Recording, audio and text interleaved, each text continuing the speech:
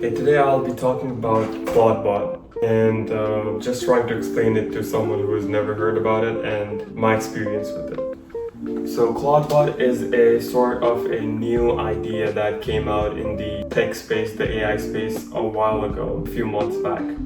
It was found by an Austrian developer, I believe. His name was Peter Steinberger or something like that.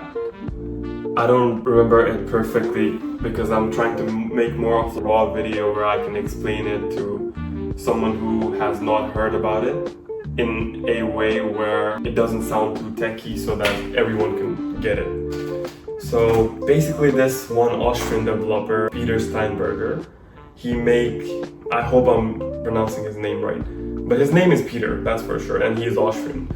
So what he did was basically that he was trying to make something new after he sold his company, I'm pretty sure. He was working on a project where he wanted to basically text AI on his WhatsApp or create a bot kind of thing where he would have a WhatsApp bot or a Telegram bot where he would text the bot and the bot would then go and execute his commands in OpenAI or any kind of AI. So basically, he would tell the bot to, hey, find me a restaurant. The bot would go to AI and ask the AI, hey, can you please find a really good restaurant? And then the AI would answer the bot, and the bot would get back to him with the answer. So that was the idea behind it. So he was trying to make an AI texting bot kind of thing. What ends up happening is one day he goes outside. He wasn't at his setup, and he just texts the bot about a few things, and as a joke with his friends, or alone, I don't remember.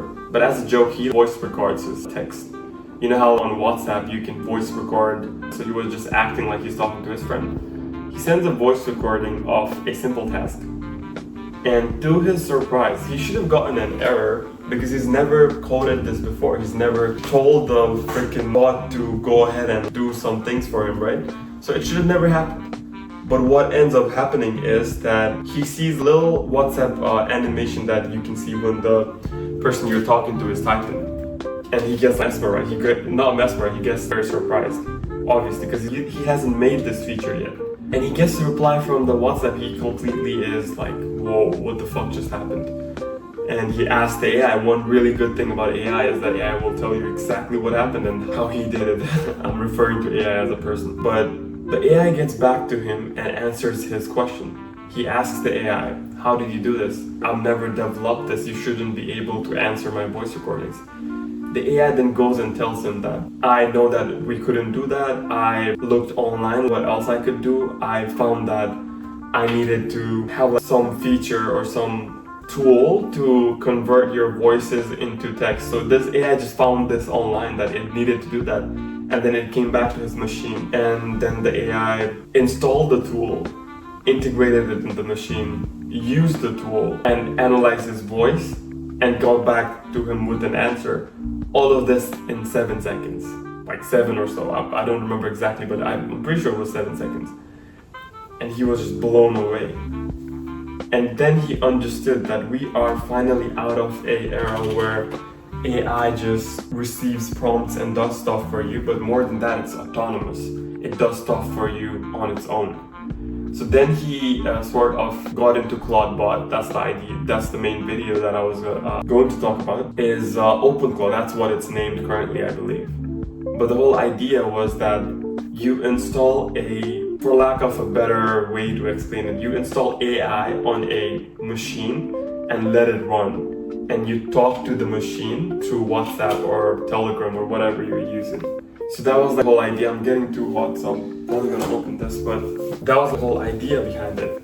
And to his surprise, the thing was actually working, which should have never worked in the first place, right? So just make a bot, but that ends up becoming something fully different. It all went into becoming an autonomous agent OpenClaw. It went to become a whole different thing, right? So he names this project OpenClaw because the AI is clawing to your machine. His mascot is a lobster with the claws, so it's like OpenClaw. So that's the idea behind it. And how I would explain this to someone who not really tapped into this space would be, think of it as a friend who can work for you exactly what you tell the friend to do, and friend or employee, and this employee would be working 24/7. So let's say you have a Mac Mini. If you don't know what a Mac Mini is, it's a computer, but it's Apple obviously, and it's like very strong computer. It's like this big, or if you buy a Pro one, it's like this. But the idea behind it is that it's very powerful. It's easy to set up. You get a Mac Mini, you install the OpenClaw on this machine, you let it run, and you can basically text this machine to, hey, make this presentation for me, hey, do this for me, write these emails for me, or do this research for me and get back to me about this particular person, so that when I have a meeting with that person, I can better articulate myself or have better information resources to have the meeting go a certain way, or just have it make presentations that you don't want to make. That's what I've seen in my internship that I'm doing currently, that in the corporate space, these are the things that you don't want to do. Basically, like the department I'm working with, this person who works in the department does amazing stuff, speaks to more than thousands of people every 6 months. He's doing all this field work, presenting, all these kind of works, right? But where he is doing his manual work, something that he has to sit down, do it, type out, and he doesn't even is making presentations. That should be done by a OpenClaw, is what the idea is, right? But when we talk about AI and when we talk about all these things, we think about, oh, it's going to replace us.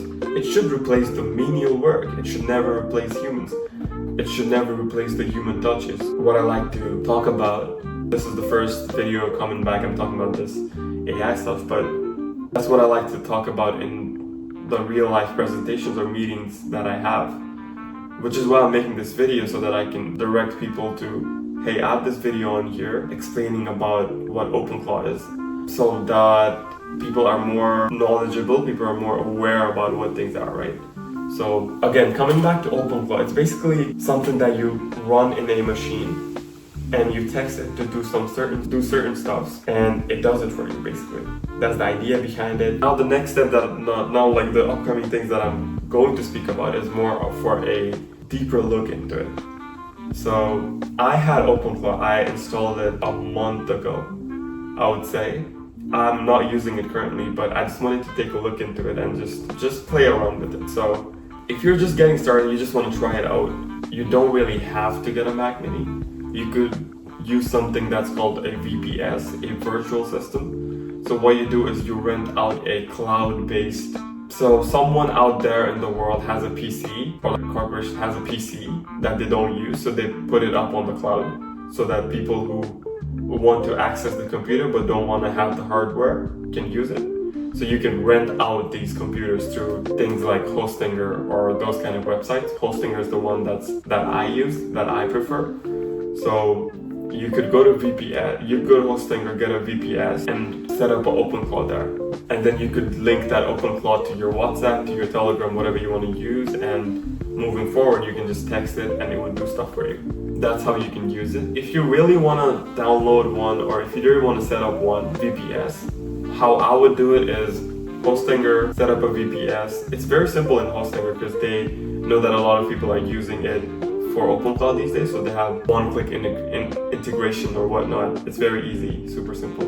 One thing that I also want to talk about is APIs. So when you're using things like OpenClaw, you will need to integrate a API of your choice. When you're doing this, make sure that you don't fall in a trap like I did in the first time around. So when you look into all this space, you'll be like, oh, Claude code, let's go get a Claude freaking API, let's pay $50 to use it. Your $50 will run out in 2 minutes, bro. Your $50 will run out before you even finish setting up, it will be out. So there's no use of doing that. What I discovered when I was doing a deep dive in it was something called Open Router. I hope you make it this far in the video because this is very important. Open Router, if you use Open Router, so you will just need to have an Open Router API in your OpenClaw instead of having Claude, OpenAI, or whatnot. You just have this one Open Router API, and this Open Router API would, whenever you use the API, it would go back to Open Router and select a model that's the cheapest, or whatever you have configured, which I would recommend you configure according to your use cases. But long story short, this will last way longer. if you use the open router method, the same $50 will last you probably a few months at least, even if you use it really well. You're using OpenClaw like very frequently, it will still outlast Claude Code API, like direct API integration by a mile. I would even go as far as to say you'd probably run out of your $50 credit for API in OpenClaw for Claude Code for Anthropic in 2 days. While you're still setting up, you'll be out. But if you use Open Router for the same thing, you'd probably last a few months at least. So I'd really recommend you use Open Router if you really want to do that. I think the video's been too long and it was more detailed. I don't think anyone would make it this far. But these kind of videos are... The main reason to make this video is because I have hundreds of these videos in my phone where I just look back into my video in like 6 months and I'm like, oh shit, this is how the world was 6 months ago. This is what I was predicting. This is what I was learning about. But 6 months into the future, it will be fully different. 2 years ago, we didn't even have Claude Code. Like, just a really different idea, right? So just having a digital log about these things really helps out. And if it reaches someone who wants to know about OpenClaw, that's even better. If you made it this far, I'm glad you made it this far. I talked about a lot of bullshit, but if you want more videos on setting up OpenClaw or anything of that nature, please leave comments down below. That should be about it. Thank you.